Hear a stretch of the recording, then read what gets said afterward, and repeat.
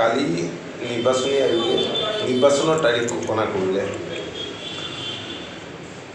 আৰু আপোনালোকে গমেই পাইছে যে ভাৰতীয় জনতা পাৰ্টি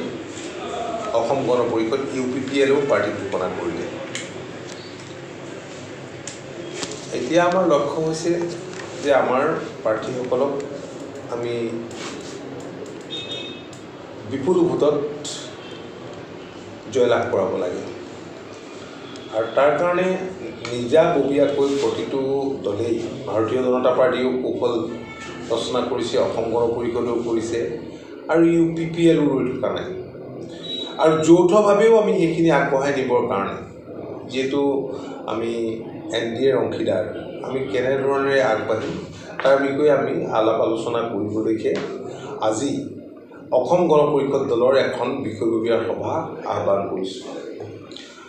তো প্ৰাকখনত তাৰ আগে আগে এটা জইনিং প্ৰগ্ৰেমো হৈ গ'ল। তাত অসম জাতীয় পৰিষদৰ পৰা প্ৰিন্স ফাইজুল হক সদৌ অসম ছাত্ৰ সন্থাৰো একালত সহকাৰী সাধাৰণ সম্পাদক আছিল। মই ছাত্ৰ সন্থাত থাকোঁতেও তেওঁ ছাত্ৰ সন্থাৰ সদস্য আছিল আৰু পিছত জাতীয় পৰিষদত যোগদান কৰিছিল। তেওঁ লগতে তেওঁৰ কেইগৰাকীমান সতীৰ্থ আৰু কংগ্ৰেছ দলৰ পৰাও কিছু লোক আহি অসম গণ পৰিষদ দলত যোগদান কৰিছে। আমি আদৰণি জনাইছোঁ তেওঁলোকক আৰু আমাৰ বিশ্বাস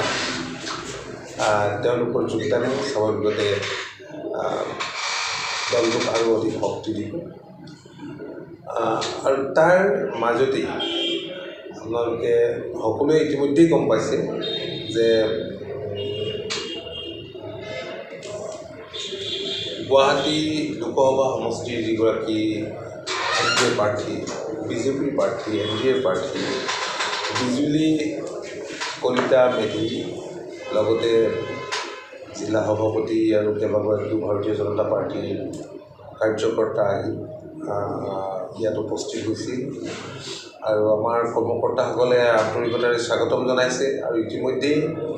বিজুলী কলিতা মেধিক জয়ী কৰাবৰ কাৰণে আমাৰ দলৰ তৰফৰ পৰাও সংশ্লিষ্ট লোকসভা সমষ্টিবোৰ আমাৰ জিলা সাংগঠনিক স্তৰ আছে ইতিমধ্যে কাম আৰম্ভ কৰিছে। তথাপি আমি কৈছোঁ যে গুৱাহাটী যি আমাৰ মহানগৰ সমিতি আছে, গুৱাহাটী আমাৰ কামৰূপ জিলা সমিতি আছে, তেওঁলোকে যৌথভাৱে এখন সভা অনুষ্ঠিত কৰি কাম কাজখিনি ত্বৰান্বিত কৰাৰ ক্ষেত্ৰত যাৱতীয় ব্যৱস্থা গ্ৰহণ কৰাৰ কথা সম্পৰ্কেও আমি আজি আলোচনা কৰিছোঁ। আমি দলৰ তৰফৰ পৰা বিজুলী কলিতা মেধিক আমি আন্তৰিক শুভেচ্ছা জনাইছোঁ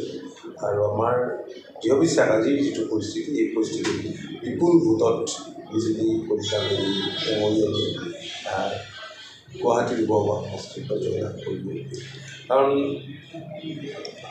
আমি দেখিছোঁ যে ৰাজ্যখনৰ বৰ্তমান যিটো পৰিৱেশ এই পৰিৱেশ শাসকীয় দলৰ কাৰণে অনুকূল। এইকাৰণে অনুকূল যে যোৱা সময়ছোৱাত মাননীয় মুখ্যমন্ত্ৰী ডক্টৰ হিমন্ত বিশ্ব শৰ্মা ডাঙৰীয়াৰ সুযোগ্য নেতৃত্ব ৰাজ্যখনৰ বিকাশ সাংঘাতিক ধৰণে ক্ষিপ্ৰত হৈছে, ভাবিব নোৱাৰা ধৰণৰ হৈছে। স্বাধীনতাৰ পিছত হয়তো কাৰো কাৰ্যকালত এনেধৰণে বিকাশ হোৱা নাছিল, সম্ভৱ হৈ উঠা নাছিল আৰু অন্যহাতে এইটো অসমৰ জনসাধাৰণে উপলব্ধি কৰিছে যে 2014 চনত নৰেন্দ্ৰ মোদী ডাঙৰীয়া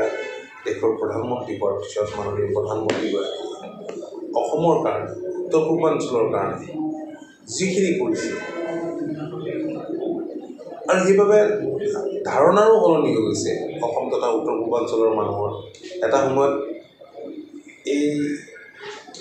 অঞ্চলৰ জনসাধাৰণে ভাবিবলৈ বাধ্য হৈছিল যে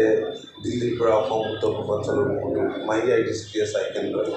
এই ধাৰণা সলনি হৈ গৈছে আৰু যিমানবিলাক সা সুবিধা এতিয়া আমাৰ চৰকাৰখনে ডাবল ইঞ্জিনৰ চৰকাৰখনে আমাৰ জনসাধাৰণক দিব পাৰিছে কোনো চৰকাৰে আগতে দিব পৰা নাছিল। গতিকে ৰাইজে বিকাশৰ পক্ষত ভোট দিব। তৃতীয়বাৰৰ বাবে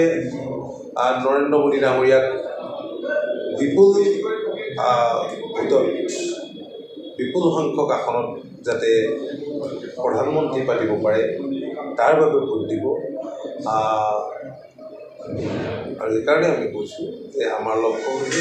কিমান ভোটৰ ব্যৱধানত আমাৰ NDA প্ৰাৰ্থীসকলক আমি জিকাব পাৰোঁ আৰু সেই লক্ষ্যত উপনীত হ'বৰ কাৰণে মৰণপণ যুঁজ দিবলৈ আৰু সেইমতে আমি আজি বিভিন্নজনক দায়িত্ব অৰ্পণ কৰিছোঁ কাৰণ 3টা দিনত নিৰ্বাচন হ'ব প্ৰথম পৰ্যায়তো যিকেইটা সমষ্টিত হৈ যাব সেইকেইটা সমষ্টিত আমাৰ দলৰ কৰ্মকৰ্তাসকলে কাম আদায় কৰি পেলাই কোন সমষ্টিত যাব কোন বৰপেটাত যাব কোন ধুবুৰীত যাব কোন অন্য সমষ্টিত যাব এই কথাবিলাক আমি আলোচনা কৰিছোঁ আৰু সেইমতে আমি কাৰ্য ব্যৱস্থা আমি গ্ৰহণ কৰিবলৈ আজি ঠিক ঠাক কৰিছোঁ মানে 50 ভোটাৰ কিমান আছে সুবিধা পোৱা বিভিন্ন সা সুবিধাৰে অলপ উৎসাহিত হৈ থকা ভোটাৰ কিমান আছে কংগ্ৰেছেতো আপোনাৰ দেশত যেতিয়া 5খন ৰাজ্যত নিৰ্বাচন হৈছিল তেনেকুৱা বহুত ৰিপৰ্ট কাৰ্ডৰ কথা কৈছিলে ৰাহুল গান্ধীয়েও পদযাত্ৰা কৰি বহুত ধৰণৰ কথা কৈছিলে কিন্তু ফলাফলটো আপোনালোকে দেখিলে নিৰ্বাচনত ওলাব গতিকে অসমতো এইবাৰ ভাবিব নোৱাৰা ধৰণৰ যিবিলাকে যোৱা বিধানসভা নিৰ্বাচন যিকেইখন ৰাজ্যত বিধানসভা নিৰ্বাচনত হৈ গ'ল সেইবিলাকতো সেই সময়ত যিসকলে ভাবিছিলে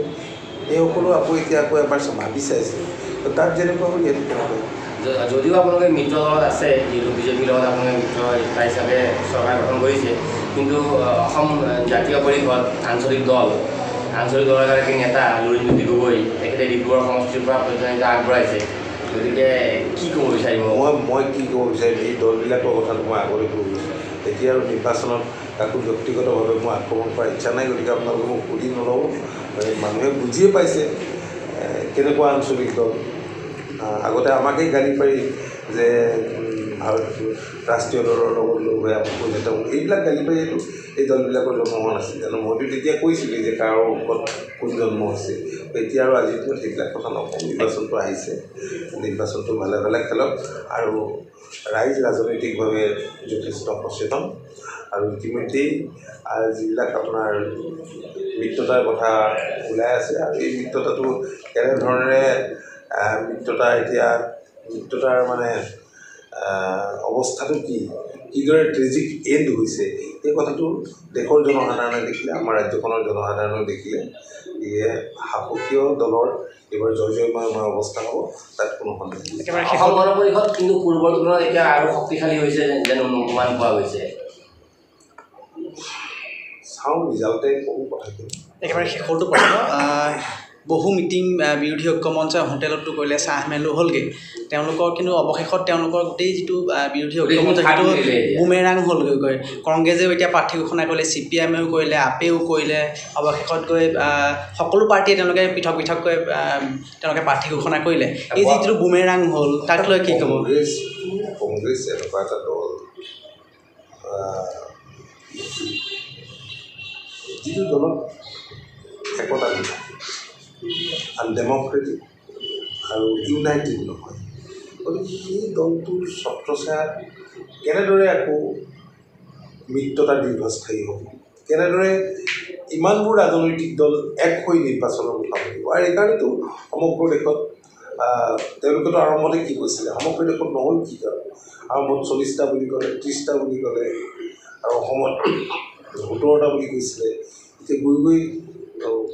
3টা আছে নাই মই এতিয়া সন্দেহ হৈ গৈছে থেংক ইউ